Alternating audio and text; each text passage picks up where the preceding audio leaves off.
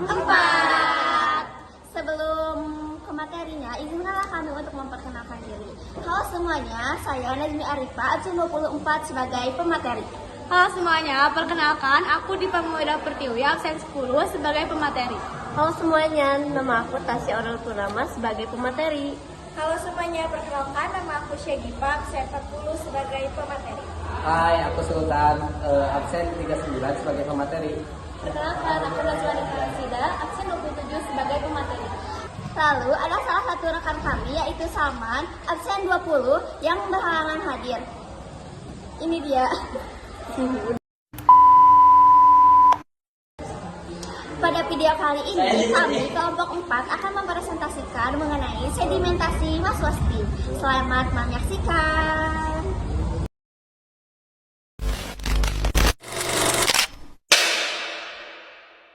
Ada sedimentasi.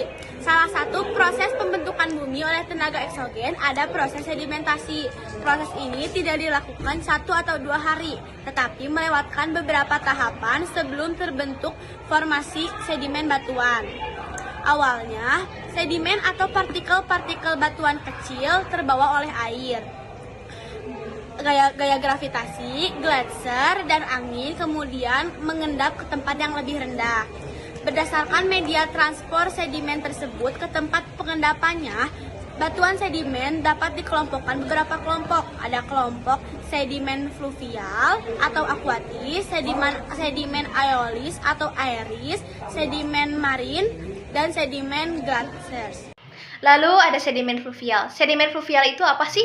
Jadi, sedimen fluvial itu pengendapan material-material yang terangkat oleh air di sepanjang aliran sungai. Ini tuh terjadinya di pinggir sungai, badan sungai, danau, dan juga muara. Nah, selain itu, sedimen fluvial juga memiliki ciri khasnya. Ciri khasnya itu ada pada perbedaan butiran yang ada di bagian hulu, lalu babatuan yang diendapkannya itu merupakan bongkahan yang lebih besarnya lagi. Sementara semakin ke hilir, bongkahannya itu akan semakin kecil. Bahkan di muara kita itu hanya dapat menemukan pasir dan juga lumpur saja. Adapun contoh sedimentasi fluvial.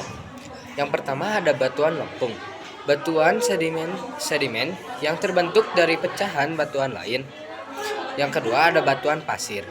Batuan sedimen yang terbentuk dari pecahan batuan lain dan terdiri dari mineral berukuran pasir. Aeolis adalah pengendapan batuan yang dibawa angin, biasanya terjadi di daerah gurun. Bentang alam yang dibentuk akibat sedimentasi aeolis adalah gunung pasir atau gundukan pasir yang terdapat di wilayah gurun atau pantai. Di Indonesia terdapat gunung pasir dalam ukuran besar yaitu terletak di Pantai Parangtritis, Yogyakarta, dan Pamengpeuk di Jawa Barat. Sedimentasi marin adalah pengendapan hasil material abrasi di sepanjang pantai. Bentuk bentang alam yang disebabkan sedimentasi marin antara lain sebagai berikut. Contoh sedimentasi marin. Yang pertama ada pantai.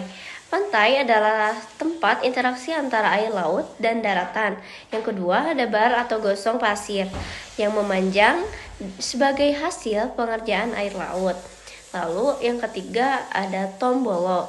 Tombolo adalah daratan yang terbentuk saat punggungan pasir spit memanjang ke arah lepas pantai dan menghubungkan pulau di lepas pantai dengan pantai. Nah, teman-teman, kesimpulan yang dapat kita ambil dari materi ini yang pertama adalah sedimentasi merupakan proses pengendapan dari hasil pelapukan dan juga erosi yang dilakukan oleh air, udara, dan es ke tempat yang lebih rendah. Lalu, biasanya bahan organik yang mengendap berupa pasir, kerikil, lumpur, dan juga bahan organik lainnya.